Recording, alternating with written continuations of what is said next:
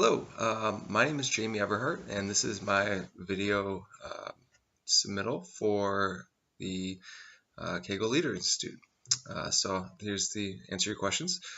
So first question being, how do I manage a demanding schedule, especially things that with the co-op and in school and other projects and personal life and everything that I'll be putting Kaggle responsibilities on top of. So my response to that would be I already handle a very demanding schedule. My co-op really isn't that stressful, I wouldn't say. I actually like my job quite a bit. And it's a normal schedule, so it really doesn't conflict on the weekends. I get home plenty of time during the week to take care of any responsibilities I might have for Kaggle.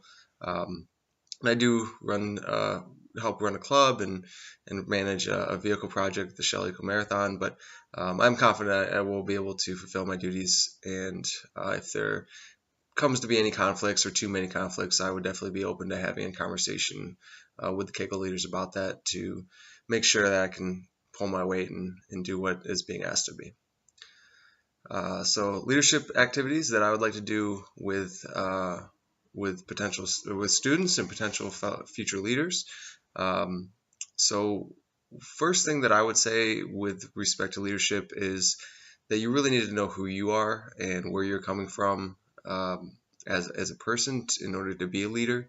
I think it's really difficult to try to manage people and lead others if you don't really have a good understanding of yourself. So the activity that I would generally like to dig into with anybody that I'm working with would primarily be to get past the initial formalities, get past the small talk, get to a place where you can have honest, open dialogue and just communicate on a very human level and get to a place where I can explain and share and hopefully get an understanding of the student of who I am, where I'm coming from, what knowledge I have to impart, what experience I have to share. And then once they have an understanding of where I'm coming from, hopefully get to building towards improving on the potential for them to understand where they're going and where they are and essentially hopefully enriching their path of where they're heading.